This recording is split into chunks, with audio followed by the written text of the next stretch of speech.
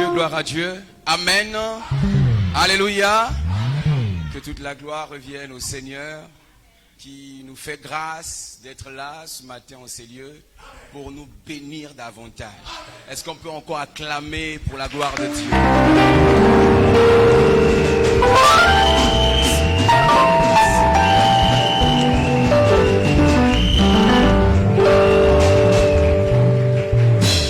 Amen.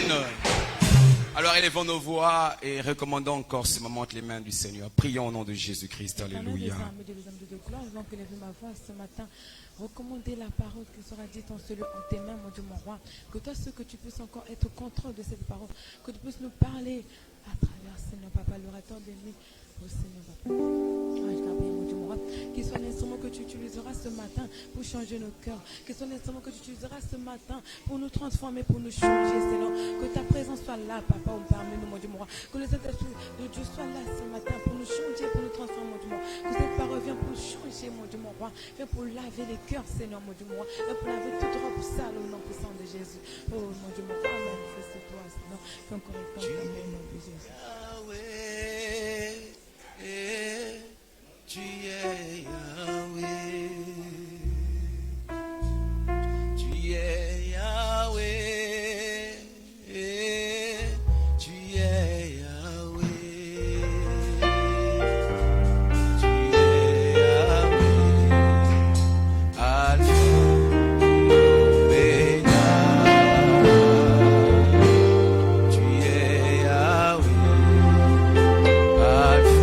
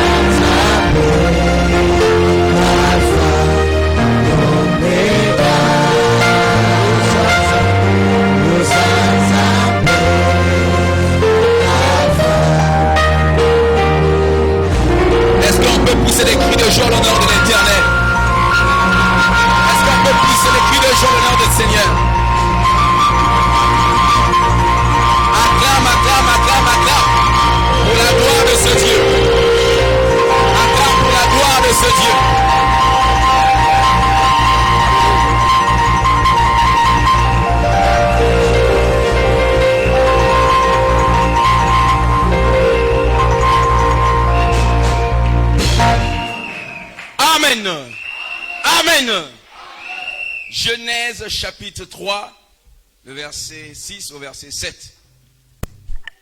Genèse 3, 6 à 7, et nous lirons aussi le verset 21.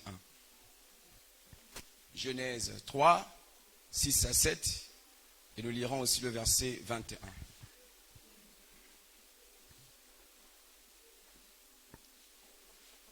Genèse 3, 6 à 7, et nous lirons aussi le verset 21.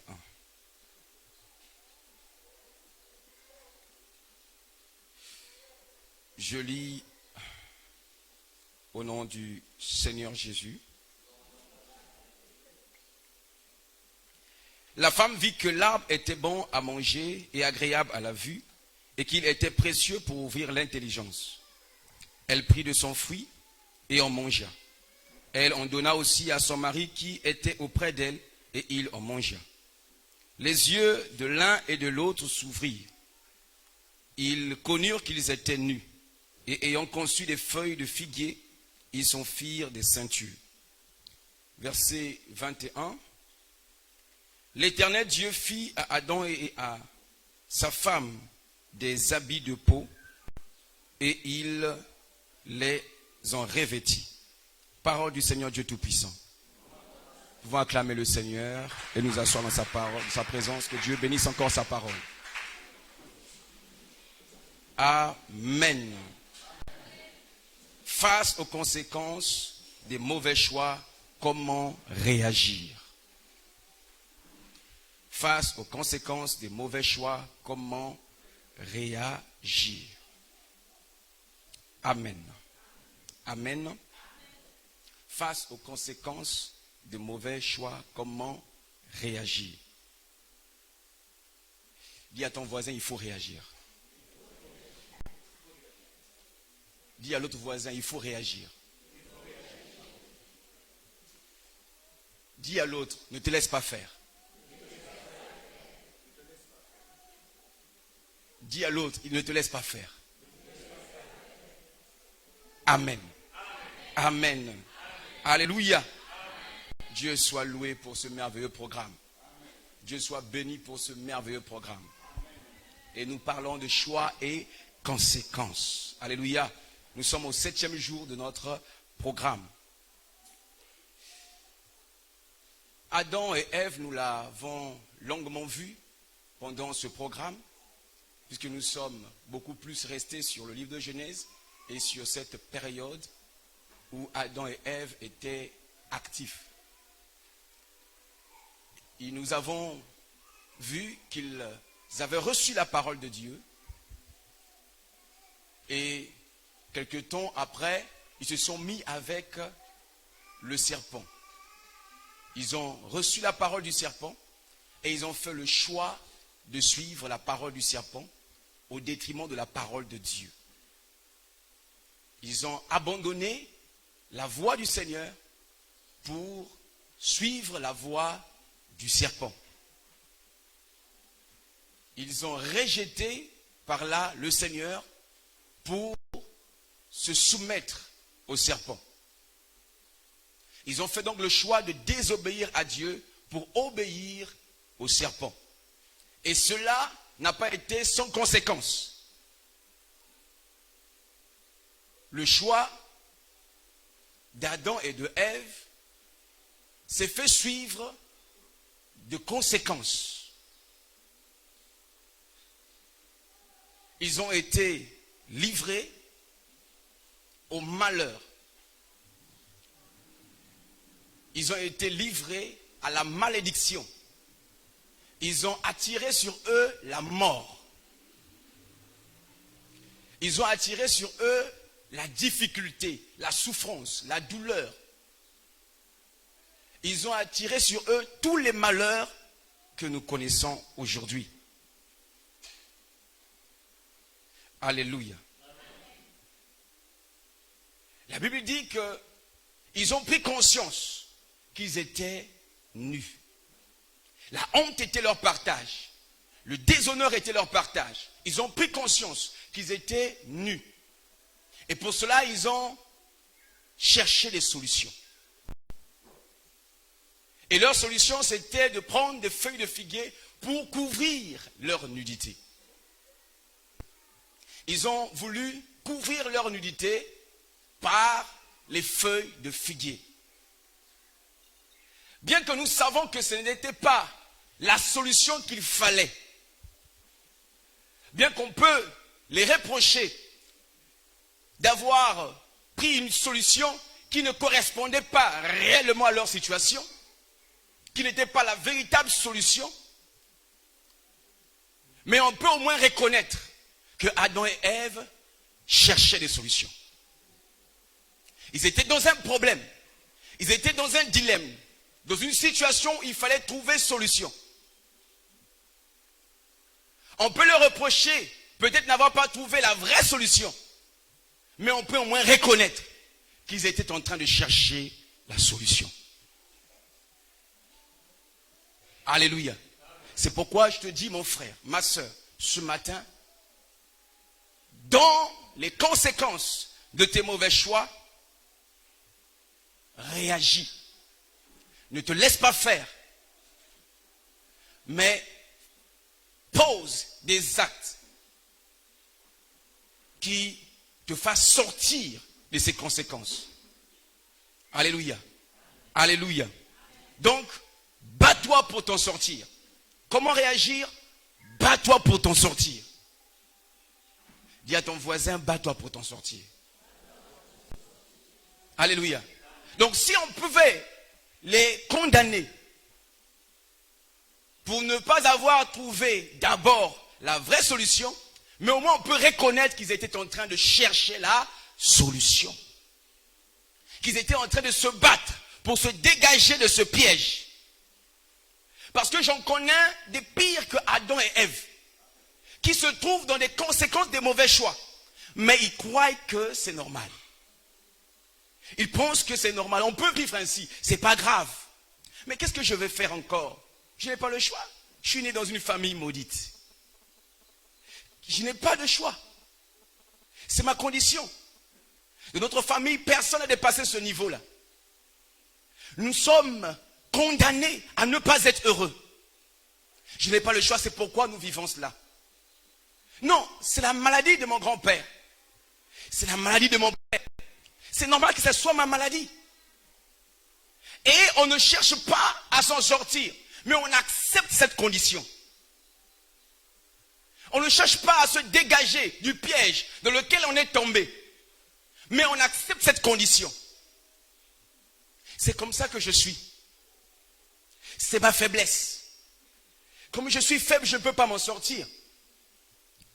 Comme je suis faible, je ne peux pas me dégager de cela. Je ne peux que vivre dans cette condition. Je te dis, mon frère, ma soeur, tu n'es pas obligé. Tu n'es pas obligé de vivre la vie misérable que tu vis. Tu n'es pas obligé de vivre cette vie de souffrance. Il faut chercher des solutions. Il faut chercher à te dégager. Parce que les projets de Dieu pour toi sont des projets de paix et non de malheur.